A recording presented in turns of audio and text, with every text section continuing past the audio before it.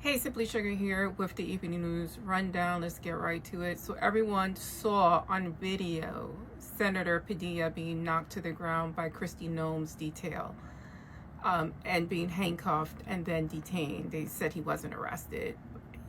He pretty much was arrested until they, I guess, verified who he was. They knew who he was the whole time. He identified himself. Again, it's on video. We can see. I'm Senator Padilla. I have a few questions for the secretary. She just didn't want to answer them. And this is their way of creating intimidation. And what's sad is her detail just going head on and not having any decorum themselves. And this goes to show you how chaotic this is going to get. Kristi Noem went on Fox News and stated that he didn't identify himself. He stormed and lunged towards the podium. Again, it's on video. He didn't do any of that. He did not do any of that. But here they are lying. Now you have Mike Johnson wanting to reprimand him with an official censure for his actions.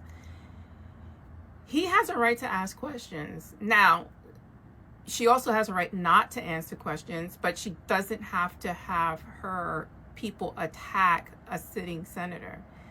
You know, Gavin Newsom put out a tweet saying, if this can happen to a senator, what's going to happen to you if you question their authority? They work for us. We have every right to question their authority. He has every right, as a sitting senator, as a citizen of the United States, to ask any questions he wants. Where does this end? It's the don't believe what you're seeing in real time, just like the insurrection. How come they were allowed to protest, right? And storm the Capitol building and harm officers without the National Guard getting called? But the people of California are under siege by military, 700 Marines, over 2,000, last count I saw was up to 4,000 National Guardsmen who still haven't gotten paid and are laying on the floor and without food. Yeah, that's what's happening here in the United States.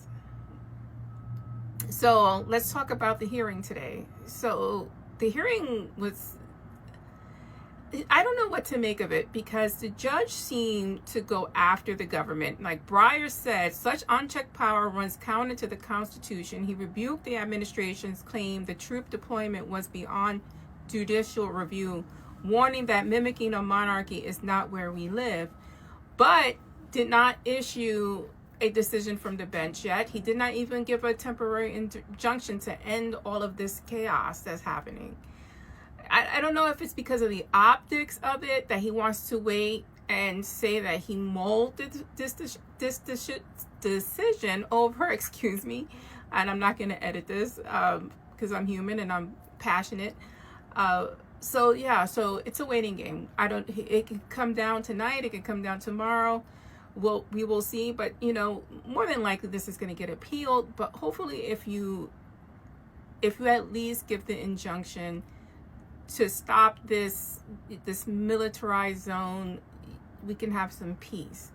I have a feeling that this No King's Day protest all around the world is going to get volatile, is what I want to say. Now, I plan to be out there in New York myself this Saturday. Hopefully it'll be peaceful, but there's no telling as to what can happen at any moment, and I guess that's life. In some positive news, Mahmoud Khalil has been ordered to be released on bond. Maybe he gets to see and spend time with his newborn son. So Columbia grad student Mahmoud Khalil can't be deported, a judge stated with his injunction.